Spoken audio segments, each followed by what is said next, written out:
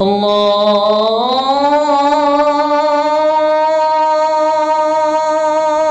أكبر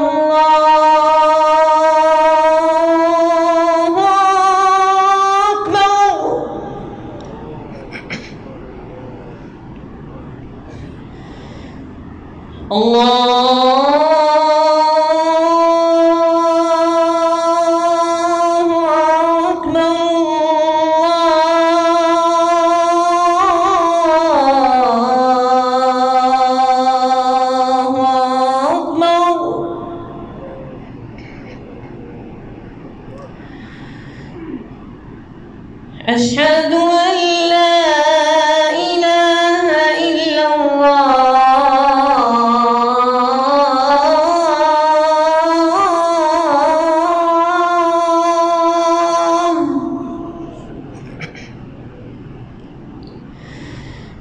أشهد أن لا إله إلا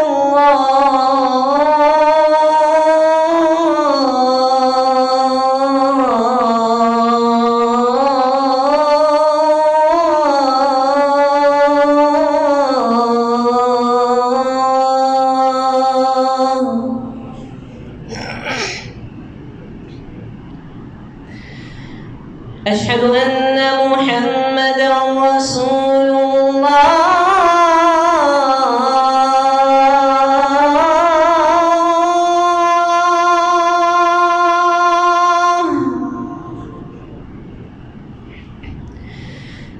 أشهد أن محمدًا رسول الله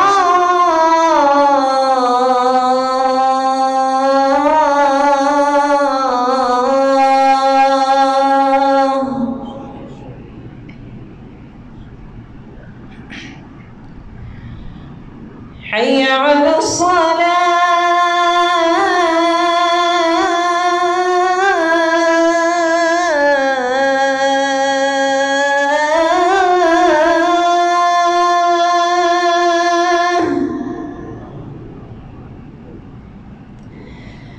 حي على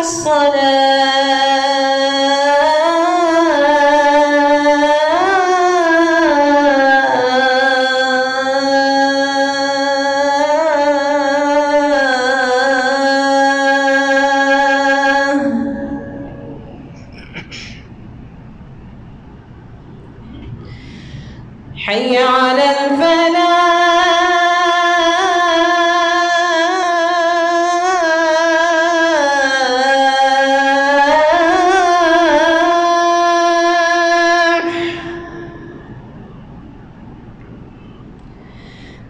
حي على الفلاح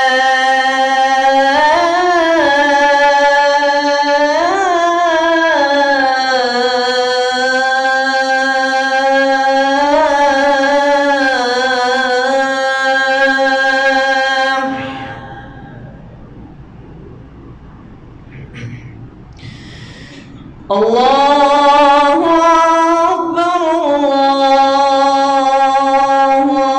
أكبر لا إله إلا الله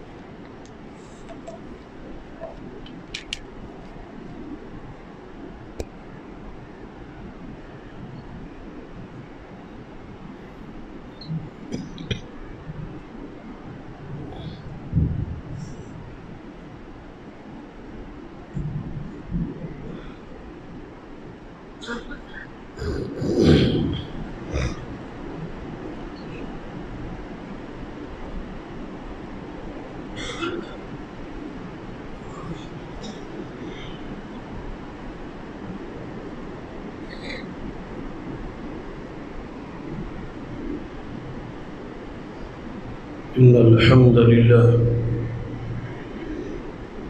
نحمده ونستعينه ونستغفره ونعوذ بالله من شرور أنفسنا ومن سيئات أعمالنا من يهد الله فلا مضل له ومن يضلل فلا هادي له أشهد أن لا إله إلا الله وحده لا شريك له وأشهد أن محمدا عبده ورسوله أما بعد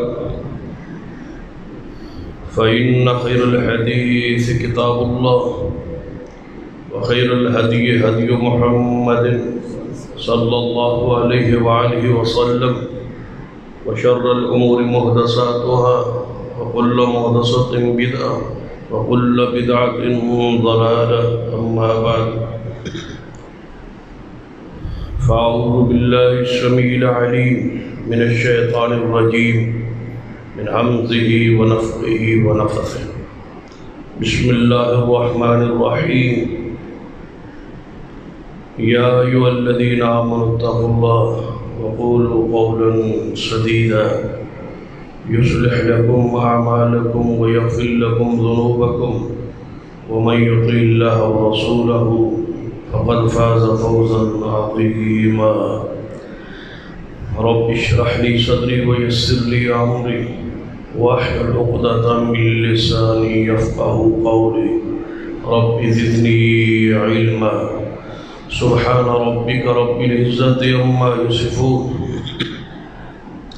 سلام على المرسلين والحمد لله رب العالمين. حضرات،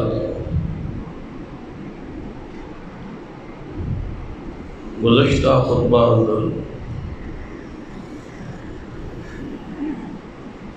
اس حوالے سے گفتگو جاری تھی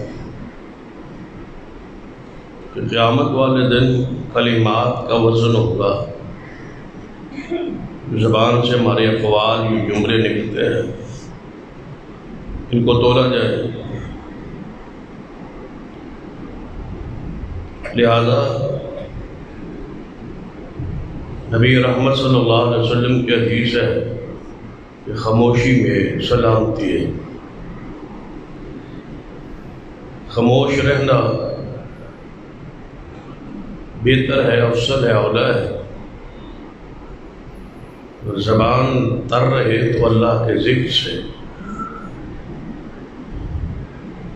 یا کم از کم جملہ بولتے وقت سوچنا چاہیے کہ میرا یہ جملہ جو میں کہہ رہا ہوں کیا قرآن و سنت کہ معیار پہ پورا اترتا ہے، یا یہ جملہ جو میں بول رہا ہوں اس کا تعلق کس کے ساتھ ہے، یہ کس کا بنایا ہوا، کس کا کہا ہوا جملہ ہے، یا جو میں کہہ رہا ہوں یہ جملہ کہیں کسی کوئی خاص شریعت شرعی کوئی اصطلاح ہے، یا اس کی کوئی شرعی حیثیت ہے جس کو میں استعمال غلط کر رہا ہوں. کیونکہ نبی رحمت صلی اللہ علیہ وسلم کی حدیث ہے بندہ اعمال کر کے جنت کے قریب ہو تو کوئی ایسا جملہ زبان سے کہتا ہے کہ اللہ وہاں سے اٹھا کے جہنم دے دے. جیسا ذکر ہوا کہ ایک شخص نے صرف اتنی بات کہی کہ اللہ تجھے معاف نہیں کرے گا، غصے میں جلال، تو اللہ نے اس کو پکڑ لیا اور جس کے بارے میں کہا جا رہا تھا اسے معاف کر دیا. اس واسطے ضروری ہے کہ تمام وہ جملے جو ہماری زبان میں عام طور پہ بولے جائیں مومن کی حیثیت سے مسلمان ہونے کے ناطے ان جملوں پہ ہمیں غور کرنا چاہیے. کہ یہ جملہ درست بھی ہے یا نہیں، جو میں کہہ رہا ہوں یہ صحیح کہہ رہا ہوں یا غلط کہہ رہا ہوں، یا کسی اور مذہب اور فرقے کا یہ بنایا ہوا جملہ ہے، یا کسی اور بے دین شخص کا بنایا ہوا جملہ ہے جو میں کہہ رہا ہوں۔ اس پر قرآنی اور حدیثی دلائل گزشتہ جمعے بیان ہو چکے کہ کوئی بھی جملہ جس نے نبی علیہ السلام کے زمانے میں بولا ہے، تو نبی علیہ السلام نے اگر وہ جملہ وہ عمل پسند نہیں آیا تو آپ نے روکا ہے، ٹوکا ہے، منع کیا ہے اور اس کا متبادل جملہ سکھلایا ہے۔ یہ نہ کہو، یہ کہو۔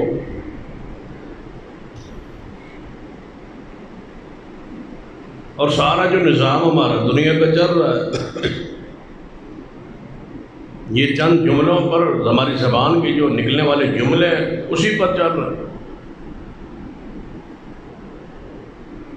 تو ان کی حیثیت جو ہے وہ ہمارے دل و دماغ میں اتر جانی چاہیے کہ اقوال کی، جملوں کی خاص حیثیت، اس کا استعمال درست ہو۔ قرآن پاک کی جو آیت مبارکہ پڑھی ہے اس کا بھی تقاضا یہی ہے کہ اے ایمان والو اللہ سے ڈرو اور سیدھی صاف ستھری سچی بات کہو۔ قولوا قولا سدیدا۔ اور نبی علیہ السلام کی وہ حدیث بھی ہے، آپ نے فرمایا جو شخص مجھے اپنی زبان کی گارنٹی دے اور شرمگاہ کی ضمانت دے، میں محمد مصطفیٰ صلی اللہ علیہ وسلم اس کو جنت کی ضمانت دے۔ کہ زبان سے کوئی جملہ ایسا نہ کہے، زبان کی گارنٹی دے مجھے۔ وہ حدیث بھی صحیح البخاری میں کہ سیدنا موسیٰ علیہ السلام خطبہ دے رہے تھے، واعظ کر رہے تھے، اور آپ کلیم اللہ تھے۔ فساد و بلاغت کا عالم پھر کیا ہو جس کو کلیم اللہ کہا جاتا، تو ان کی اپنی کلام پر، گفتگو پر کتنی یعنی ملکہ ہوگا بولنے پر، جنہوں نے یہ دعا کر رکھی تھی کہ رب اشرح لی صدری ویسر لی امری واحلل عقدۃ من لسانی یفقہوا قولی۔ اس پیغمبر کے اقوال کی اور گفتگو کی اور جملوں کی کیا حیثیت ہو۔ خطاب کر رہے تھے، واعظ کر رہے تھے، واعظ بڑا فصیح تھا، بلیغ تھا، مجمع پر سناٹا تھا، سکتہ طاری تھا، چھائے ہوئے تھے پورے اجتماع پر، ہر بندہ مطلب گوش ہو کے سن رہا تھا۔ اتنا اثر ہوا گفتگو کا، ایک بندہ اٹھا اور کہنے لگا موسیٰ علیہ السلام، میرا ایک سوال ہے، کیا آپ سے بڑا کوئی عالم اس وقت دنیا میں ہے؟ تو آپ نے فرمایا کہ نہیں۔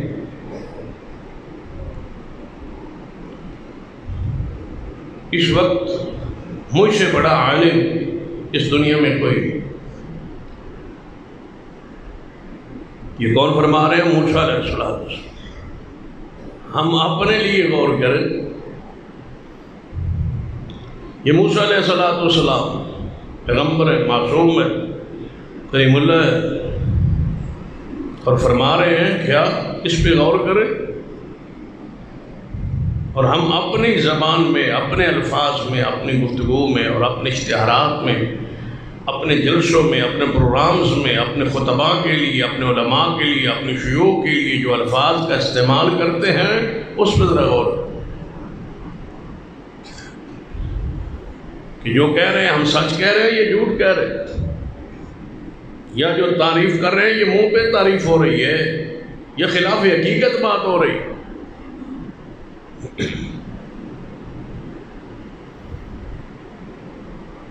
بھئی اس پر کوئی گرفت، کوئی پکڑ کوئی ہے یا ایک بندے کو آپ نے شیخ الحدیث کہا کیا وہ اس منصب کا جملے کا اہل ہے یا نہیں؟ ایک شخص کو آپ نے علامہ کہا، فہمہ کہا، ایک جملہ کہا، کیا اس کا اہل ہے یا نہیں؟ ایک شخص کو آپ نے مناظر اسلام کہہ دیا، کیا وہ اس جملے کے لائق یا اس میں صلاحیت، قابلیت یہ موجود ہے؟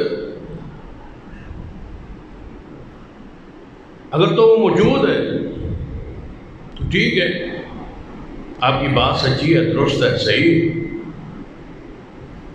اور اگر آپ نے جو کہا ہے وہ علامہ نہیں ہے، وہ مولانا نے اس مقام درجے پر نہیں ہے جو آپ نے اس کے لیے لکھا، تو پھر یا آپ نے منہ پہ تعریف کی، یا آپ نے جھوٹ بولا، یا آپ نے خلاف حقیقت بات کی۔ اس پر گرفت بھی ہوگی، پکڑ بھی ہوگی، سزا بھی ہوگی کہ جو آپ کہہ رہے ہیں یہ صحیح کہہ رہے ہیں۔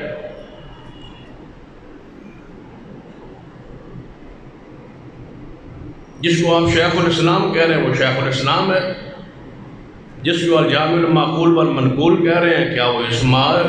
واقعی ایسا ہے؟ اس کے القابات، جو جملے آپ اس کے نام کے ساتھ 10 15 لگا رہے ہیں، کیا وہ اس کا حقدار اور مصداق ہے؟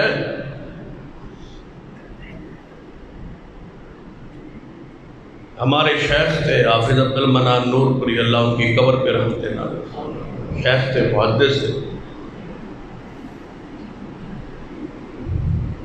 تو ان کے اشتہار پر جب حافظ عبد المنان نور پوری کے علاوہ کوئی جملہ ہوتا تو جا کے پہنچ کے پڑھ کے بھی واپس آئے، گفتگو نہ کر، تقریر نہ کر، فرماتے یہ جو کچھ لکھا ہے اشتہار پر یہ میں نہیں ہوں، صرف حافظ عبد المنان نور پوری لکھو گے تو آ جاؤ، اس سے پڑھ کے کچھ لکھو گے تو میں نہیں آؤں گا، آتے تو واپس پلٹ جاؤ۔ لیکن آج جتنے القابات لکھے بلکہ نہ لکھے تو کہتے ہیں یہ اشتہار اس سادہ سے، چھاپنے والے کو پتہ ہی نہیں ہے کہ میری حیثیت کیا ہے، میرا مقام کیا ہے، میری خطابت کہاں پہ جا رہی ہے، اور مجھے کچھ بھی نہیں لکھا۔ پھر ذرا اس حدیث پہ غور کرے جو صحیح البخاری میں ہے کہ قیامت والے دن سب سے پہلے جہنم میں جانے والا، جس سے جہنم کو بھڑکایا جائے گا، وہ وہی شخص ہوگا جو قاری، عالم، خطیب ہوگا۔ سب سے پہلے جہنم میں جانے والا وہی شخص ہوگا۔ اسے پوچھا جائے گا، رب پوچھے گا کیا لے آئے ہو بھائی؟ جنت کے جانے کا ارادہ ہے آپ کا، لے کے آئے ہو، اعمال پیش کرو، اپنا کردار پیش کرو، تمہاری حیثیت کیا ہے؟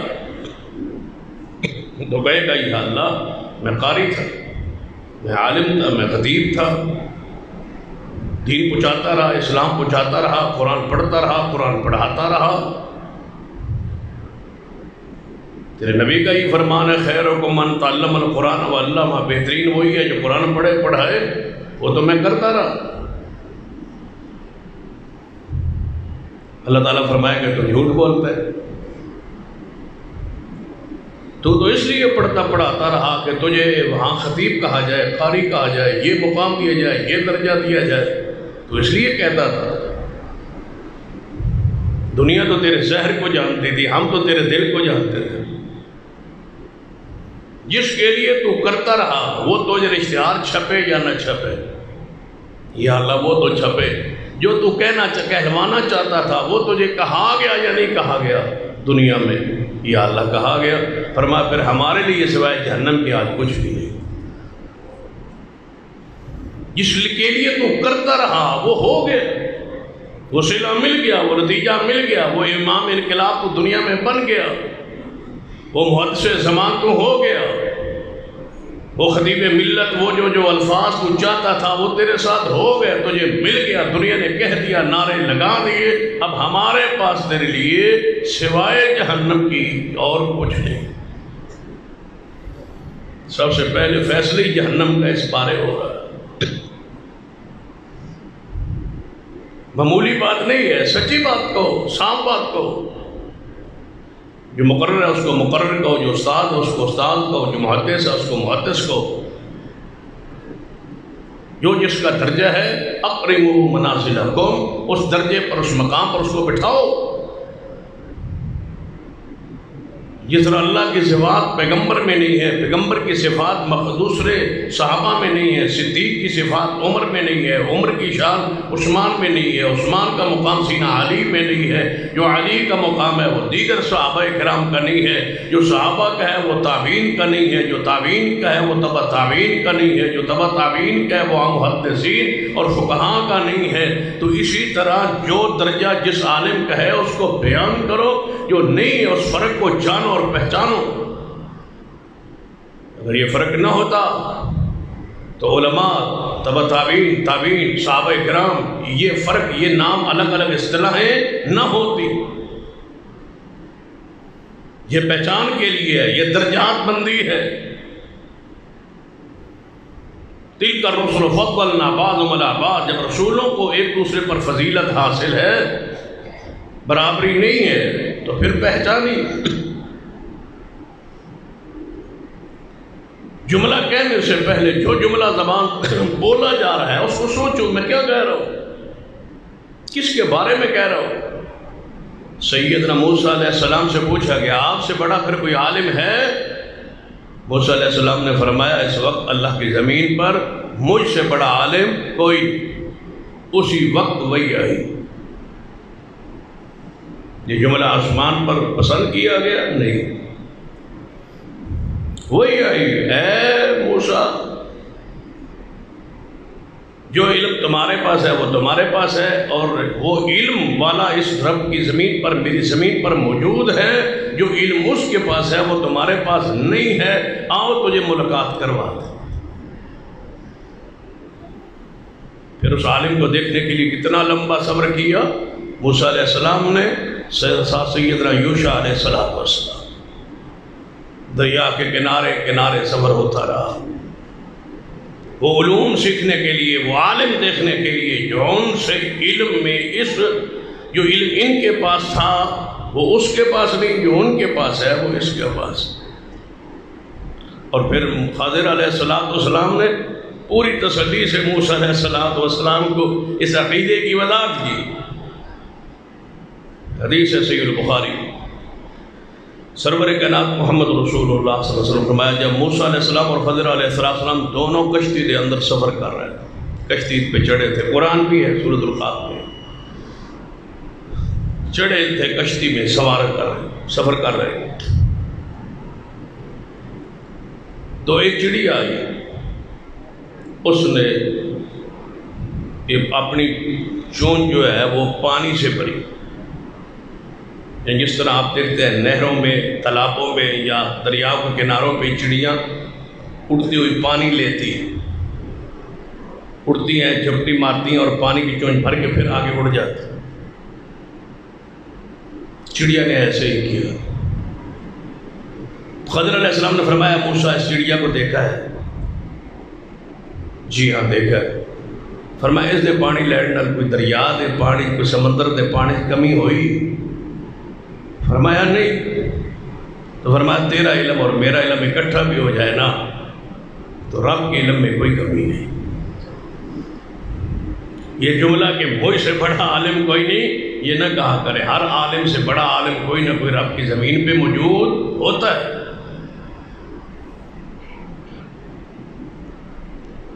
یہ قارون کے جملے، خزانے کی چابیاں، اونٹوں کی ایک جماعت خزانوں کی چابیاں اٹھاتی تھی، اونٹوں کی جماعت جا رہے تھے اور کہا یہ سارا کچھ میرا کمال ہے، سب کچھ میں نے اپنے ہنر سے، اپنی کوشش سے کمایا ہے۔ اللہ نے پھر زمین میں دھنسا دیا نا، جا زمین میں دھنس، نیچے جا رہا ہے، صرف ایک جملہ کہا ہے یہ سارا کچھ میرا اپنا کمال ہے۔ جو تسی آتے ہو نا ساری محنت ساری کوشش میں نہ ہوا تو کچھ نہ ہوا، میں ہاں تو سارا کچھ، میں ہوں تو یہ مسجد چل رہی ہے، میں ہوں تو یہ مدرسہ چل رہا ہے، میں ہوں میرا تعاون ہے تو یہ سب کچھ ہے، میں نہیں ہوں گا تو یہ اجڑ جائے گا، یہ ختم ہو جائے گا، یہ برباد ہو جائے گا، میں ہوں تو گھر چل رہا ہے، میں ہوں تو ملک چل رہا ہے، میں ہوں تو محلے کے لوگ سکون سے رہ رہے۔ یہ سارے جملے خلاف حقیقت، تو نہیں تھا تو یہ نظام تھا، تو نہیں رہے گا تو نظام چلتا رہے. ہو سکتا ہے تو اس کے بعد آنے والا اس مسجد کو 4 چاند لگا دے، اس کو اس مقام پہ لے جائے جس پر ہم نہیں لے جا سکے. یہ کیوں نہیں کہتا کہ اللہ تیرا فضل ہے، کرم ہے کہ تو نے ہم سے دین کی خدمت لے لی، ہم اس لائق و قابل نہیں تھے. من تواضع للہ فقد رفعہ اللہ. اللہ کے لیے عاجزی انکساری کے جملے بولے، ڈھونڈ ڈھونڈ کر الفاظ کا چناؤ کرے، استعمال کرے جس میں عاجزی ٹپک رہی ہو، جس میں انکساری ہو، جس میں جھکاؤ ہو، جس میں عزت اور وقار ہو، وہ الفاظ استعمال کرے. اپنے ماحول کو، اپنے ملکی ماحول کو، سیاست کے ماحول کو آپ دیکھ لیں. اخبارات میں اور میڈیا پر یہ آتے کہ فلاں شخص، فلاں سیاسی لیڈر جو ہے وہ امیر المومنین بننا چاہتا تھا، ہم نے اس کو نہیں بننے دیا، ہم نے اس کے راستے کو روکا ہے اور ہم نے امیر المومنین نہیں بننے دیا. کتنا کمال کا جملہ ہے کہ ہم نے کیا کیا ہے، ہم نے امیر المومنین نہیں بننے دیے. بڑا کمال والی بات ہے، یعنی بڑا جہاد کیا ہے نا، بڑی کوشش کی ہے کہ ہم نے ایک بندے کو امیر المومنین نہیں بننے دیا. نہیں، اگر وہ امیر المومنین بننا چاہتا تھا تو آپ کو کیا آ گیا اس کو روکنے کا؟ امیر المومنین تو اللہ کا شکر ہے کہ اللہ ہمیں عطا کر دے. یہ تو خاص اسلامی اصطلاح ہے. آپ نے کون سا مارکا مارا ہے کہ اس کو امیر المومنین نہیں بننے دیا؟ ہم نے نہیں بنا، ہم رکاوٹ بن کے امیر المومنین نہیں بننے دیا. بڑی بات. اگر وہ بننا چاہتا ہے تو تم نے روکا کیوں؟ اگر روکا ہے تو تم نے کون سا خیر کا کام کیا ہے؟ جانتے ہو یہ اصطلاح کس کے لیے تھی؟ جانتے ہو امیر المومنین کون ہوتا؟ تم تو یہ تصور دے رہے ہو نا کہ امیر المومنین اگر فلاں سیاسی لیڈر بن جاتا، ہم نے اس کا راستہ روکا ہے تو مطلق العنان ہوتا، وہ عامر ہوتا، وہ جو مرضی وہ کرتا. کیا تصور دے رہے ہو اس قوم کو، اس تاریخ اسلام کو کہ امیر المومنین ایسے ہوا کرتے تھے؟ کون تھا سب سے پہلے رب کی زمین پر امیر المومنین جسے کہا گیا؟ وہ سید عمر فاروق رضی اللہ عنہ. بتاؤ وہ عامر تھے، وہ مطلق العنان تھے، نعوذ باللہ وہ فیصلے اپنی مرضی سے کرتے تھے. یہ تو صحابہ کرام بیٹھے ہیں کہ محمد رسول اللہ صلی اللہ علیہ وسلم کے بعد ہم خلیفۃ رسول کہتے تھے. کس کو؟ ابو بکر صدیق کو خلیفۃ رسول، رسول اللہ کا نائب، رسول اللہ کے بعد میں آنے والی شخصیت سیدنا ابو بکر. اب جو سیدنا عمر ہے، کیا یہ خلیفۃ رسول ہے؟ کیا ان کو بھی یہی کہا جائے؟ آئے تو یہ صدیق کے بعد ہے. کوئی ایسا لقب، کوئی ایسی الفاظ چناؤ ہو، یہ کس کس پر ہم پھر خلیفۃ رسول بولیں گے؟ خلیفۃ و صدیق تھا جو رسول اللہ کے بعد تھا، وہ تو خلیفۃ رسول ٹھہرے. تو اتفاق ہوا کہ آپ کو امیر المومنین کہا جائے. اور بڑا پیارا یہ جملہ امیر المومنین، اس میں حکمران کی تعریف نہیں ہے. میں جب اس لفظ پہ، جملے پہ غور کرتا ہوں تو ایک عجیب اس میں سے روحانیت محسوس ہوتی، مٹھاس محسوس ہوتی، ایک تصور اسلامی خلافت کا ذہن میں ابھرتا ہے. امیر المومنین کسے کہا جاتا تھا؟ ہم نے روک دیا فلاں بندہ امیر المومنین نہ بنے. یہ امیر المومنین کا معنی کیا لے رہا ہے کہ اگر یہ بن گیا تو مرضی اس کی چلے گی، مطلق العنان ہوگا، عامر ہوگا، جو یہ چاہے گا وہ کرے گا، لہذا ہم نے راہ روک دیا. تو اس کا مطلب امیر المومنین ایسے شخص پہ بولا جاتا ہے. سیدنا عمر کی زندگی کا ایک فیصلہ بتا دو جو شورا کے بغیر ہوا.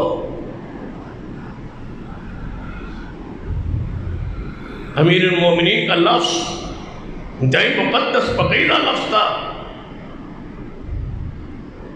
امیر المومنین، میں تو کہا کرتا ہوں اس میں سیدنا عمر رضی اللہ تعالیٰ عنہ کے لیے تعریف کا جملہ کم ہے، عوام کے لیے بڑا پیارا جملہ ہے. امیر کس کے لیے ہے؟ عمر کے لیے. ہمارے لیے عوام کے لیے کیا تھا؟ المومنین، مومنوں کا امیر. یہ وہ امیر ہے جنہیں قرآن کہہ رہا ہے یا ایھا الذین آمنوا اطیعوا اللہ واطیعوا الرسول واولی الامر منکم فَإِن تَنَازَعْتُمْ فِي شَيْءٍ فَرُدُّوهُ إِلَى اللَّهِ وَالرَّسُولِ إِن كُنتُمْ تُؤْمِنُونَ بِاللَّهِ وَالْيَوْمِ الْآخِرِ ذَلِكَ خَيْرٌ وَأَحْسَنُ تَأْوِيلًا. اے ایمان والو، اللہ کی اطاعت کرو، پیارے حبیب جناب محمد صلی اللہ علیہ وسلم کی اطاعت کرو، وَأُولِي الْأَمْرِ مِنْكُمْ، اور اپنے امیر المومنین کی اطاعت کرو جیسے رسول اللہ کی اطاعت ہوتی. صرف ایک شرط لگائی، فَإِن تَنَازَعْتُمْ فِي شَيْءٍ فَرُدُّوهُ إِلَى اللَّهِ وَالرَّسُولِ. جب تک تمہارا امیر المومنین، تمہارا امیر، تمہارا حاکم، تمہارا بادشاہ، تمہارے پہ اوپر حکم چلانے والا اگر اس کی بات کتاب و سنت کے خلاف ہو تو پھر اللہ اس کے رسول کی مانو. جب تک اس کی بات کتاب و سنت کے تابع ہے، وہ تمہارا امیر المومنین ہے، تم اس کی اطاعت کرو گے جیسے رسول اللہ کی اطاعت. نبی علیہ السلام نے فرمایا میرے صحابہ، اگر چپٹی ناک والا حبشی کالا غلام بھی تم پر امیر المومنین بنا دیا جائے، تم پہ لازم ہے اس کی بات کو سننا بھی ہے، اس کی بات کو ماننا بھی. یہ امیر المومنین کی حیثیت ہے. امیر المومنین کا ایک درجہ اور ایک مقام، ایک حیثیت اور شان ہے. جو تصور دیا گیا امیر المومنین کے بارے میں کہ فلاں کو ہم نے روک لیا، وہ امیر المومنین نہیں بننے دیا، وہ بن جاتا تو یہ کرتا وہ کرتا، یعنی وہ امیر المومنین والا کردار ادا کرتا. نعوذ باللہ. امیر المومنین کے بارے میں تصور کیا دے رہے؟ پڑھیے تاریخ میں جنگ قادسیہ کو پڑھیے، وہاں کا شہزادہ گرفتار ہو کے مدینہ پاک میں امیر المومنین سیدنا عمر کے پاس آیا. لوگ پکڑ کے لا رہے، مجاہدین اس کو پکڑ کے لائے، پھر مدینہ داخل ہو گئے. اس کے شہزادوں والا لباس دیکھ کے کچھ بچے، کچھ اور لوگ بھی مدینے میں تماشائی جو ہوتے ہیں وہ ساتھ، وہ بھی مل گئے. لایا جا رہا ہے اس بادشاہ کو، اس شہزادے کو جنگ قادسیہ میں گرفتار کر کے کہ ہم نے اپنے امیر المومنین سیدنا عمر سے اس کی ملاقات کروانی ہے، وہاں پیش کرنا ہے، جو وہ فیصلہ کریں گے اس کو قبول کیا جائے. جب مسجد نبوی میں داخل ہوا، وہ شہزادہ سات مجاہدین اور دیگر لوگ تھے، تو آواز دی گئی سیدنا عمر کو. سیدنا عمر ایک کچا روڑا مٹی کا، اینٹ کا نیچے رکھ کے اکیلے مسجد نبوی میں سوئے ہوئے کہ باہر جو ہے قادسیہ سے گرفتار بادشاہ لایا گیا، شہزادہ لایا. سیدنا عمر اٹھے، باہر نکلے، مسجد نبوی کے سین میں آئے تو اس نے کہا تمہارا امیر المومنین کون ہے؟ بادشاہ پوچھ رہا ہے کس سے؟ عمر سے. صحابہ نے کہا تو جانتا نہیں یہ امیر المومنین ہے. فرمایا پھر اس کے گارڈ اور سیکورٹی وہ کہاں ہے؟ فرمایا یہاں ہمارے امیر المومنین کی یہ چیزیں نہیں ہوتی. اس مٹی کے روڑے کو دیکھا جہاں لیٹ کے سرانہ اور تکیہ بنا کے لیٹے ہوئے تھے سیدنا عمر، یہ ہے امیر المومنین.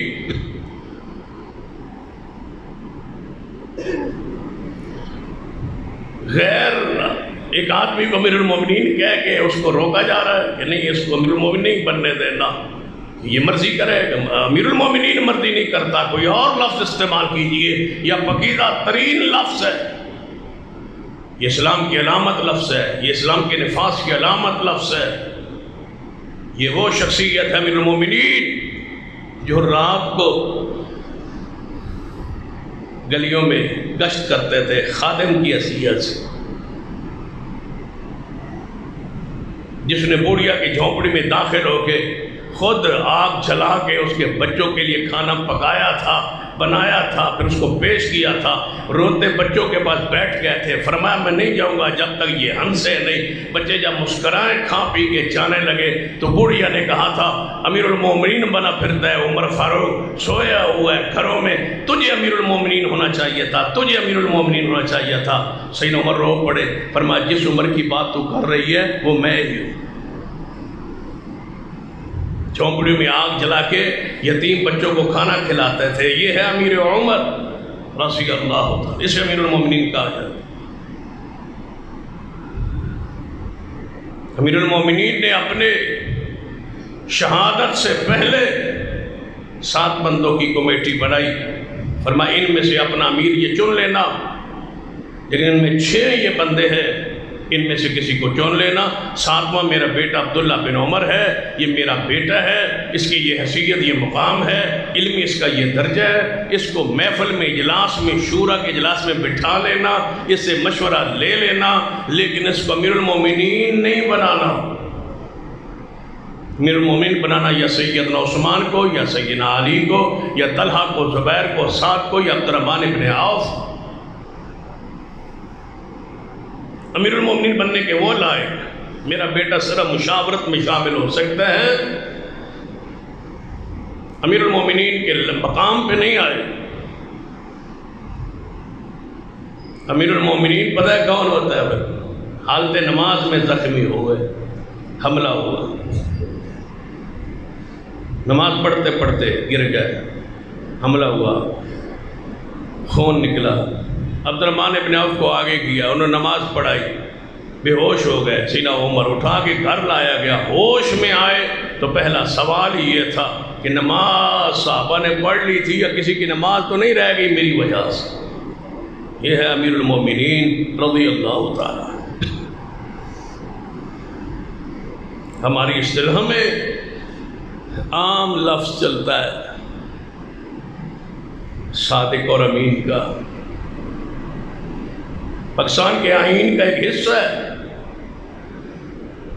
جسے دفعہ 62-63 کہتے ہیں، آئین پاکستان کا، جس میں یہ لکھا ہوا ہے کہ پارلیمنٹ کا کوئی بھی رکن بننے سے پہلے ضروری ہے کہ وہ شخص صادق بھی ہو اور امین بھی ہو، اور پھر ہماری عدالتیں تشریح کرتی ہے کہ یہ صادق امین ہے اور یہ صادق امین نہیں ہے۔ کسی کو وہ صادق امین کا احساس دے دیتے، سند دے دیتے، کسی کے بارے میں کہتے ہیں یہ نائل ہے کیونکہ یہ صادق اور امین نہیں رہا۔ اب پڑھیے صادق امین کون تھا اور صادق امین کسے کہا جاتا ہے۔ یہ اصطلاح، یہ لفظ، یہ جملہ، اس کا مصداق رب کی زمین پر کون گزرا ہے؟ ان کبائر کے مرتکبین، فاسقین و فاجرین، گنہگار و خطاکار، دین سے دور، شریعت سے دور، مزارات کے مجاور، شرک کی آلودگی میں پھنسے ہوئے لوگ، یہ ہوتے ہیں صادق امین۔ صادق و امین ہونے کے لیے ضروری ہے کہ محمد رسول اللہ صلی اللہ علیہ وسلم فرماتے ہیں جس جاہلیت کے دور جو آپ نے دیکھا ہے، لوگوں کو جاہلیت میں، شرک میں، بدعات میں، خرافات میں، گناہوں میں 40 سال تک آپ جس معاشرے میں رہے ہیں، اس گناہوں کے لتھڑے ہوئے معاشرے میں کبھی ایک گناہ نہیں کیا، کیونکہ یہ صادق بھی تھے اور امین بھی تھے۔ رسول اللہ فرماتے ہیں صحیح البخاری وغیرہ میں، بیت اللہ کی تعمیر ہو رہی، پتھر اٹھائے لاکھ جا، رسول اللہ چھوٹے تھے عمر میں، تو آپ کے چچا عباس بھی پتھر لا رہے ہیں، جس طرح 7 بھتیجے بچے مل جاتے ہیں وہ بھی پتھر اٹھاتے. رسول اللہ فرماتے ہیں میں بھی اپنے چچا عباس کے ساتھ تھا. غربت کا یہ عالم تھا. فرماتے ہیں کہ کندھے پہ اینٹیں اٹھانے کے لیے کوئی کپڑا وغیرہ نہیں تھا. تو میرے چچا نے مشورہ دیا جبہ تو آپ کو پتہ ہے اہل عرب لمبا پہن کہ اگر تہ بند اتار کے کندھوں پہ رکھ لیا جائے تو ایک بچے کے لیے کوئی مسئلہ نہیں ہے. آپ اس تہ بند کو اتار کے اپنے کندھوں پہ رکھ لیں تاکہ اینٹ پتھر اٹھانے میں آسانی ہو, آپ کے جسم کو تکلیف نہ ہو. رسول اللہ فرماتے ہیں جب میرے تہ بند کو کھولنے لگے تو اللہ نے مجھے بے ہوش کر دی. اللہ کی غیرت اتنا بھی برداشت نہیں کیا. یہ تھے وہ صادق, یہ وہ ہیں امین محمد مصطفیٰ صلی اللہ علیہ وسلم. یہاں تو سارا کچھ ہر ترقی پروگرام میں جتنے بھی تعمیری ہمارے پروگرام ہوتے سارے MPAs اس میں سے لیتے ایک حصہ ہے معقول ٹھیکیداروں سے, اور صادق بھی ہے اور امین بھی. سرٹیفکیٹ ہے کہ یہ صادق ہے امین. ایک MLA ایسا بتایا جائے پوری رب کی پورے اس ملک میں جو ٹھیکیداروں سے ترقیاتی کاموں میں حصہ نہ لیتا ہو. یہ ایسی کرپشن ہوتی ہے جس کو وہ حق سمجھتے ہیں کہ میں نے تو کمیشن لیا, اپنا حصہ لیا. حصہ تیری تنخواہ ہے, تنخواہ تو نہیں لیتا. کیا ہر MLA MPA کو تنخواہ نہیں ملتی, الاؤنس نہیں ملتے, پیٹرول کا خرچ نہیں ملتا, رہائش کا خرچ نہیں ملتا, ڈیرے چلانے کا خرچ نہیں ملتا. یہ جو تم وہاں جب کاموں کے لیے جاتے ہو بیٹھتے ہو ان کے داروں پر, اس دارے کا خرچ بھی وہ گورنمنٹ کے خزانے سے لیتے. اس کے باوجود وہ حصہ وہ کیا ہے, وہ صادق امین کا کام ہے. اتنے صادق تھے. بخاری و مسلم میں حدیث ہے وَأَنذِرْ عَشِيرَتَكَ الْأَقْرَبِينَ, جب یہ آیت نازل ہوئی اپنے قریبی رشتہ داروں کو ڈراؤ تو سرور کائنات جناب محمد صلی اللہ علیہ وسلم کوئی صفا پہ چڑھے, آواز ماری ہے قریش, اے بنی عادی, اے بنی کعب. قبائل کو مختلف نام لے کے بلایا, پکارا, وہ سارے آئے, اکٹھے ہو گئے. جو نہیں آ سکتا تھا اس نے اپنا ترجمان یا اپنا قاصد بھیج دیا.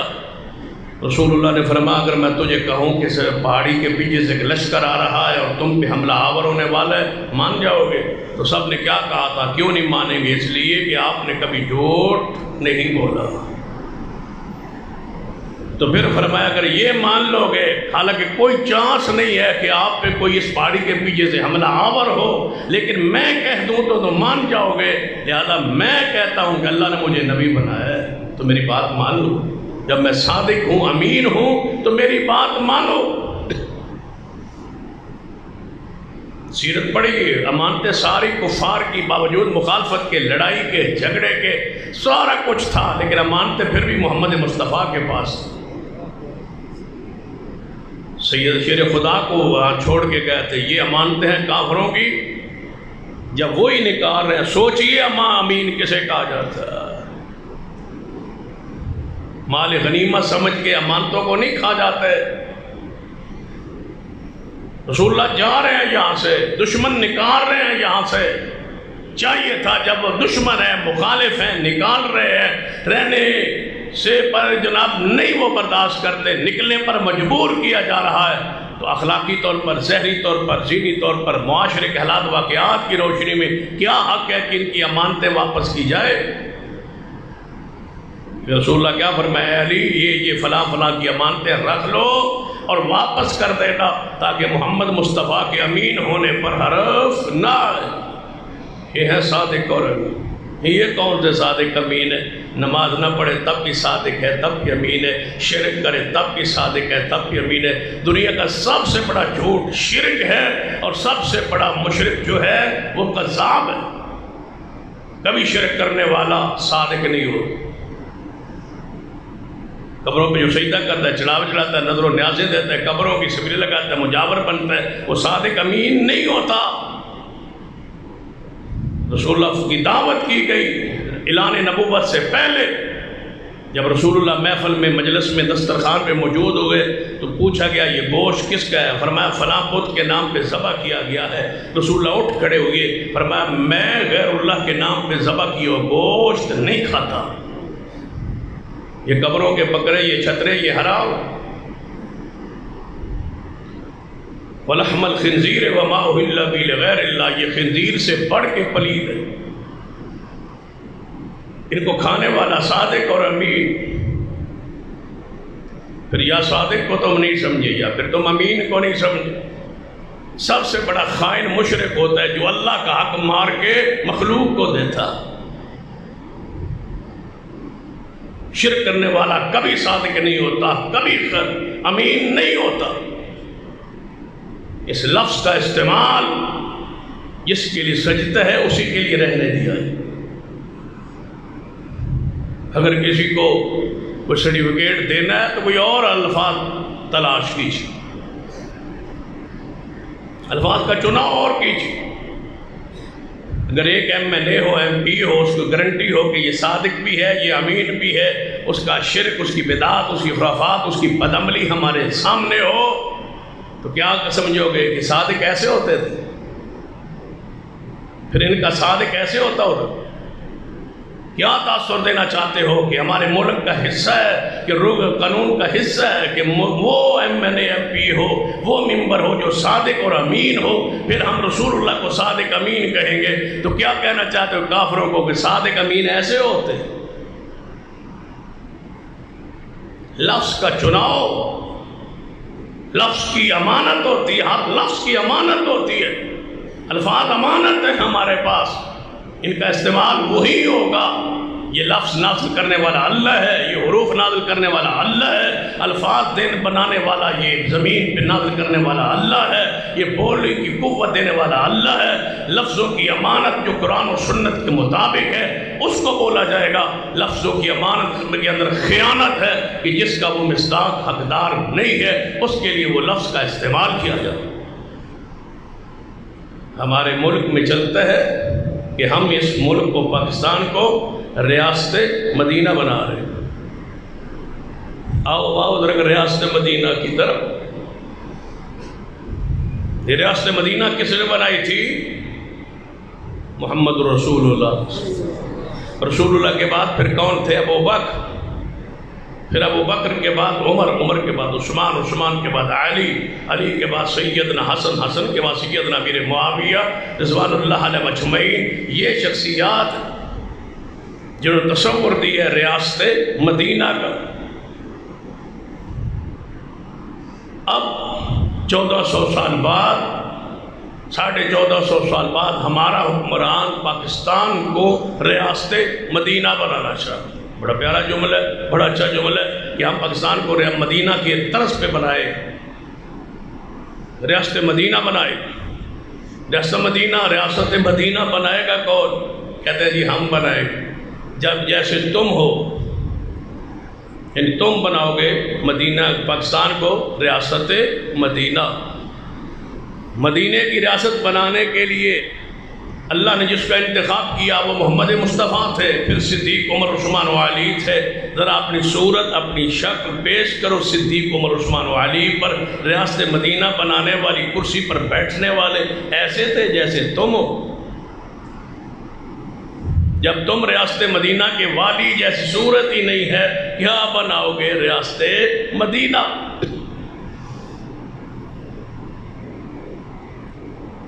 ریاست مدینہ کے والی نے کیا کہا تھا؟ لعن اللہ الیہود والنصارى اتخذوا قبور انبیاء مساجدا۔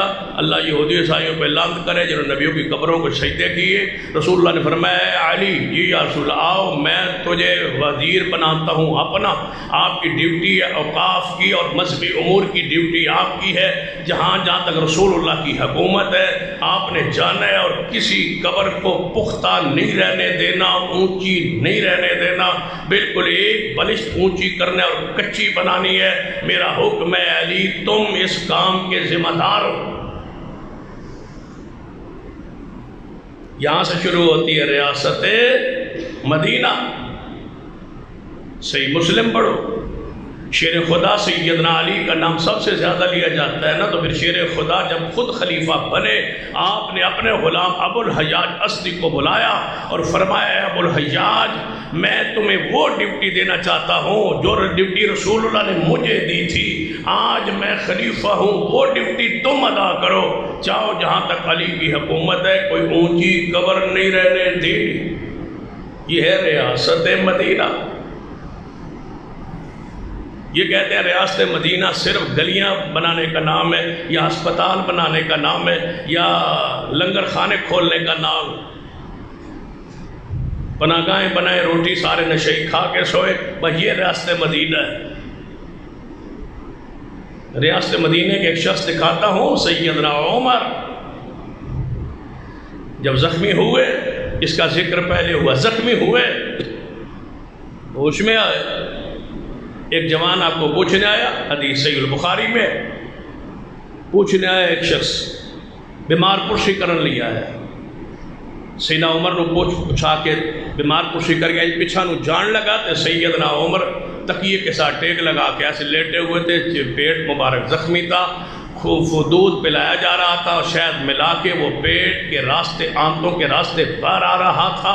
یہ کیفیت تھی، زخموں کو ٹانکے نہیں لگے ہوئے تھے اور پیٹ کھلا ہوا تھا، یعنی چاک ہو چکا تھا، خنجر لگ چکے تھے، زخمی ہو چکے تھے، خون جواری تھا، آنتیں مبارک باہر تھی، اور جوان آپ کو بیمار پرسی کر کے پیچھے جانے لگا۔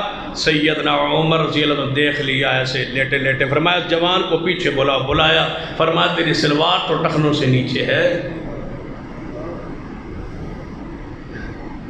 جناب ریاست مدینہ کے والی اپنی سلوار تو دیکھو، تم تو مدینہ میں بھی اونچی نہیں کر سکے۔ مدینہ جو ننگے پیر چل رہا تھا، پیروں کا ننگا ہونا مدینے میں ضروری نہیں ہے، ٹخنوں کا ننگا ہونا مرد کے لیے ضروری ہے۔ ٹخنے سلوار سے ڈھانکے ہوئے تھے، جوتے پاؤں سے اتارے ہوئے تھے، پاؤں ننگے ہونا ضروری نہیں بدبختو۔ پیروں میں جراب بھی ہو سکتی ہے، پیروں میں جوتی بھی ہو سکتی ہے۔ مدینے کے اندر ہی حضور نے اور صحابہ نے جوتے مبارک پہنے ہیں، موزے پہنے ہیں، جرابیں پہنی ہیں، ٹخنوں سے سلوار اوپر ہونا مرد کے لیے ضروری تھا مدینے میں۔ اور ریاست مدینہ کے وارثو نام لیواؤ، ہم ریاست مدینہ بنائیں گے۔ ریاست مدینہ میں کیا تھا؟ صدیق کو پڑھو، پہلا خطبہ پڑھو صدیق کا، مدینہ کی ریاست کو سنبھالا تو کیا فرمایا؟ خطبہ دیا صدیق نے، آپ نے فرمایا لوگو میں تمہارا امور کا سربراہ بنا دیا گیا ہوں، میں تمہارا امیر بنا دیا گیا ہوں، تمہارا حاکم بنا دیا گیا ہوں، بنا نہیں بنا دیا گیا ہوں۔ صحابہ کرام نے شورا نے مل کے مجھے اصحاب رسول نے بنا دیا ہے، میری چاہت خواہش نہیں تھی لیکن بنا دیا گیا ہے۔ اب میری بات سنو، جب تک قرآن اور سنت کی تابعداری کرو میری بات مانتے رہنا، اور جس دن میں قرآن اور سنت کی مخالفت کروں اٹھ کے کھڑا ہو کے مجھے سیدھا کر دے۔ یہ ہے مدینہ کی ریاست کا پہلا رسول اللہ کے بعد والی صدیق۔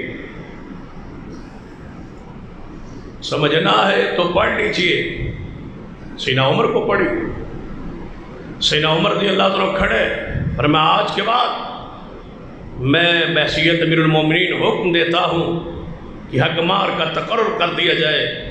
عورت کے لیے کتنا حق مار ہوگا؟ لوگ اس میں غلو کر رہے ہیں، زیادتی کر رہے ہیں، کوئی عورتوں کو تنگ کرنے کے لیے بہت کم باندھ دیتے ہیں حق مار، اور کئی بہت زیادہ باندھ دیتے ہیں، طاقت سے زیادہ پھر دیتے لیتے نہیں ہے۔ تو لہذا میں تقرر کرتا ہوں کہ آج کے بعد اتنا حق مار ہوگا۔ مجمع عام میں اجتماع میں عورت بیٹھی تھی، پیچھے عورتیں سامنے ہوتی تھی، پیچھے ہوتی تھی، باپردہ ہوتی تھی، عورت کھڑی ہو کے کہتی امیر المومنین میں ایک بات کہنا چاہتا ہوں۔ فرمایا فرماؤ۔ فرمایا قرآن کہتا ہے حق مار میں بے شک ایک خزانہ دے دو، نہ قرآن مقرر کرتا ہے نہ حدیث مقرر کرتی ہے، تجھے حق کس نے دیا؟ تو امیر المومنین نے کیا فرمایا؟ بس کو گرفتار کر لو، یہ حکمرانوں کی حکومت کی مخالف ہے، یہ کھڑی ہو گئی ہے، اس نے کیسے جرأت کی امیر المومنین کے ہوتے ہوئے، یہ مطلق العنان ہے، یہ عامر ہے۔ آپ نے فرمایا اے عورت آپ بیٹھ جائے، میری اگلی بات کا انتظار کرے۔ سیدنا عمر نے فرمایا اس عورت نے کہنے پر مجھے قرآن و سنت کی طرف میرا رخ موڑ دیا ہے، اگر یہ عورت نہ ہوتی میں ہلاک ہو گیا ہوتا۔ میرا وہی فیصلہ ہے جو قرآن کا ہے، مصطفیٰ کی حدیث کا ہے، میں اپنے فیصلے کو، اپنے الفاظ کو، اپنے اقوال کو واپس لیتا ہوں۔ یہ ہے امیر المومنین، یہ ہے ریاست مدینہ، اسے ریاست مدینہ کہا جاتا ہے، جس میں فحاشی اور بے حیائی، جہاد، فحاشی بے حیائی کا خاتمہ تھا، جہاد جاری تھا۔ جس مدینہ کی ریاست میں جہاد نہ ہو، کشمیر کی کیفیت، فلسطین کی حالت کیفیت، پاکستان ریاست مدینہ ہے، فوج ہے، ادارے ہے، اسلحہ ہے، سب کچھ موجود ہے، مسلمان پس رہے، مر رہے، سارے اسلامی ممالک مل کے بھی ایک فوج بنا کے وہاں اتار نہیں سکتے۔ یہ ہے ریاست مدینہ۔ رسول اللہ گھر بیٹھے تھے، کسی یہودی عورت کا دوپٹہ اتار دیا، گلی میں کسی نے اس کو چھیڑ چھاڑی کی اور اس کا دوپٹہ اتار دیا، کپڑے نوچے، تو اس عورت نے پتا کیا کہا، یہودیہ تھی، تو اس نے پھر کہتے یہودی نے آواز نہیں ماری، انہوں پتا تھا یہودی کیسے ہے۔ وہاں عورت نے پتا گلی میں کہا یا محمدہ، اے محمد کہاں ہو تم؟ تمہاری ریاست مدینہ میں، تمہارے اس ملک میں، تمہاری اس ریاست میں ایک یہودی عورت کی عزت کو نوچا جا رہا ہے۔ رسول اللہ نے آواز جب پہنچی تھی، بتلایا گیا تھا، باہر نکل آئے تھے اور فرمایا ان یہودیوں کا کلا کما کریں گے۔ محمد کی یہ یہودی عورت جو ہے یہ بیٹی سانجی ہوتی ہے، یہ محمد کی بیٹی ہے۔ یہ ہے ریاست مدینہ۔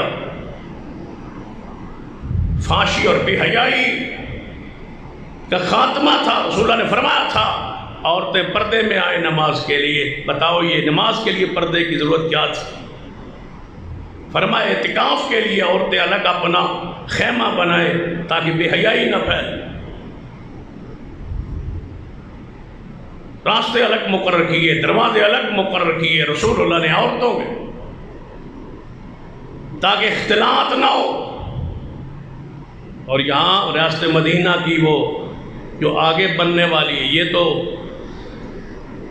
بنائے گا یا نہیں بنائے گا اس کے بعد جس کو تیار کیا جا رہا ہے، ملالہ کو،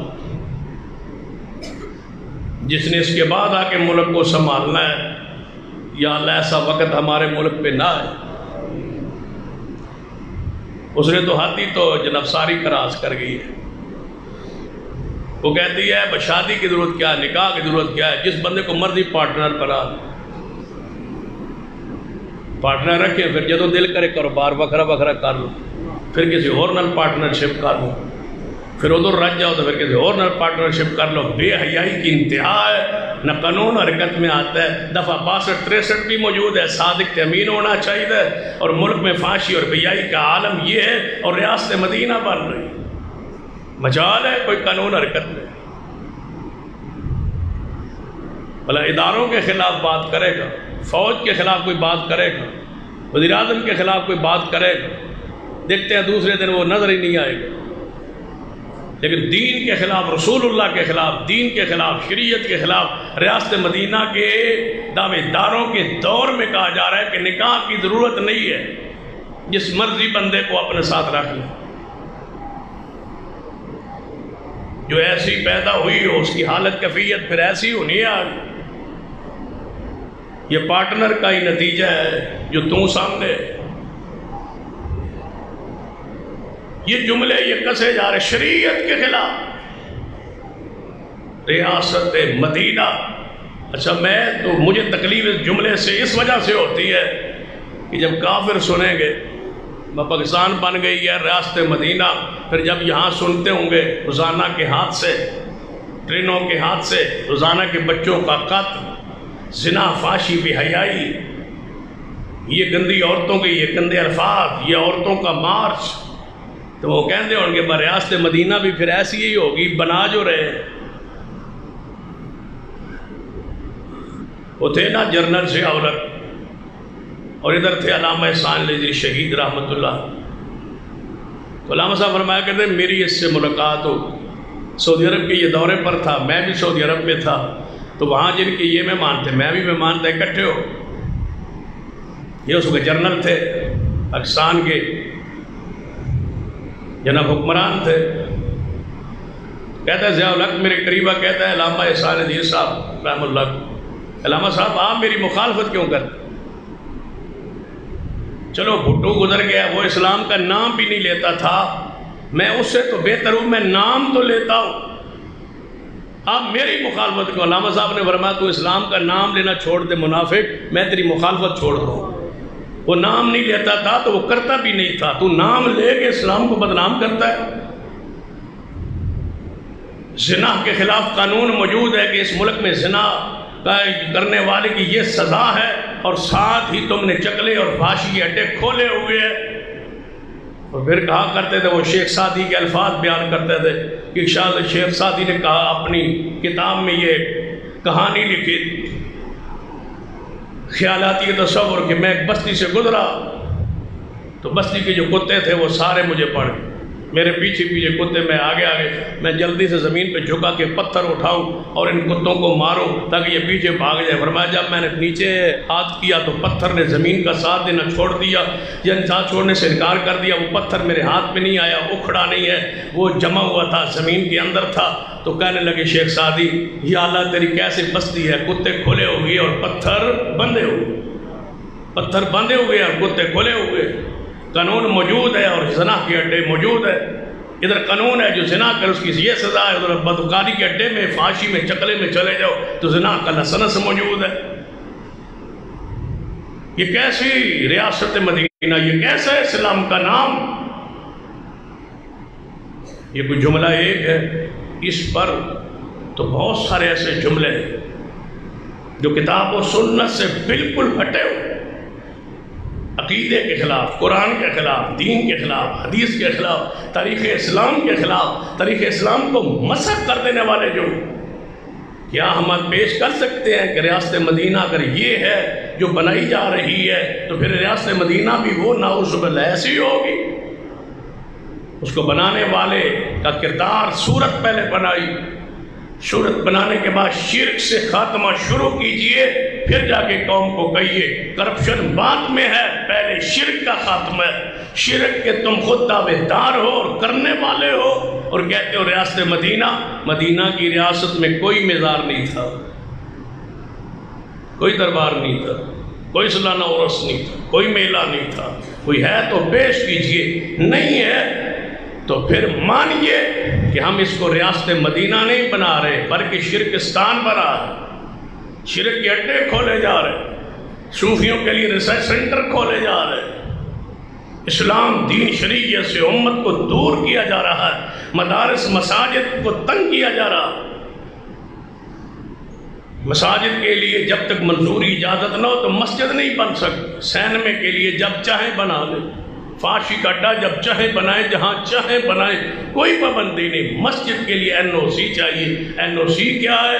اس کا معنی یہ ہے مسجد کو نہیں بنایا جا سکتا کیونکہ NOC ملتا ہی نہیں، مشکل اتنا بنایا گیا ہے 26 اداروں سے کم از کم اجازت، سالہ ہاں سال چکر لگاتا،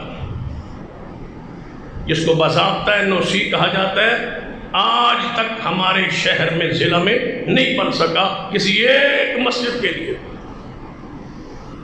روکا یا نماز نہیں، اب بھی ہمارے 3 سے 4 مساجد ضلع میں ایسے جہاں نماز نہیں پڑھنے،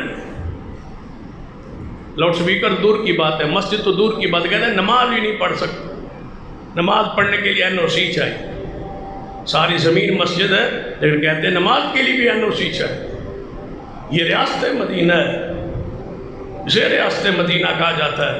الفاظ کا چناؤ سوچ سمجھ، جو باقی الفاظ کا عام طور پہ استعمال ہوتا ہے جو کتاب و سنت کے معیار پہ پورے نہیں اترتے، اس پر بحث آئندہ جمعہ انشاءاللہ جاری رہے گی۔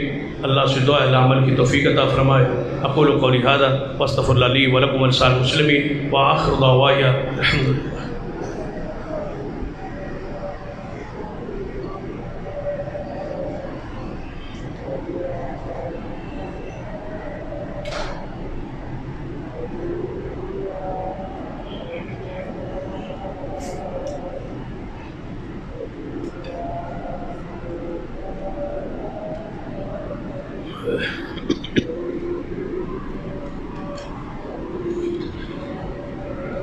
حضرات، جیسا کہ پہلے بھی کئی مرتبہ اعلان ہوگا کہ انشاءاللہ جامع امام بخاری میں شہری بچوں کے لیے حفظ القرآن کی کلاس کا آغاز بفضل اللہ تعالی سوموار سے باضابطہ کلاس جاری ہوگی۔ داخلہ فی الحال جاری، بچے داخل ہو چکے ہیں۔ باقی اب آپ سے گزارش کہ شہری بچوں کی الگ کلاس جامعہ کی عمارت میں داخلہ جاری ہے۔ 3 سال کا یہ دورانیہ ہے جس کو میں بچے کو حفظ اور ساتھ مڈل انشاءاللہ اس کو لازم کر دیا گیا ہے، اور 3 سالوں میں بچہ حفظ بھی کرے گا، ساتھ مڈل بھی پاس کرے گا۔ تو اس کے لیے گزارش ہے کہ جو والدین پریشان تھے اور جن کا یہ چاہت اور مطالبہ تھا کہ شہری بچوں کے لیے کلاس، اقامتی بیرونی طلباء، ہاسٹل والے طلباء تو الگ موجود ہے، شہری بچے جو ہے جو آئیں اور عصر تک یہاں پڑھیں اور پھر واپس چلے جائیں، ان کو انشاءاللہ تمام تو سہولیات کے ساتھ ان کی کلاس میں داخلہ جاری ہو چکا ہے۔ محترم پروفیسر عثمان صاحب جامعہ کے دفتر میں موجود ہوتے ہیں۔ آپ سے گزارش ہے کہ آپ وہاں بچوں کو بھیجیں، اور تاکہ آپ کے بچے آپ کے چاہت اور سوچ کے مطابق ماحول میں پڑھ کے وہ قرآن پاک کی اس دولت اپنے ذہنوں میں سمیٹے، محفوظ کرے۔ اللہ مجھے اور آپ کو توفیق عطا فرمائے۔ دوسری گزارش، وہ ساتھی جنہوں نے جامعہ کے ساتھ تعاون کا ماہ رمضان المبارک میں وعدہ کیا یا رسیدیں جن کو بھیجی گئی کٹوائی جنہوں نے رسیدیں، ان سے گزارش ہے کہ وہ اپنا فنڈ جمع کروائیں تاکہ ہم تعمیر کا کام جو ہے اس کو شروع کرا سکیں۔ ان الحمد للہ نحمدہ ونستعینہ ونستغفرہ ونعوذ باللہ من شرور انفسنا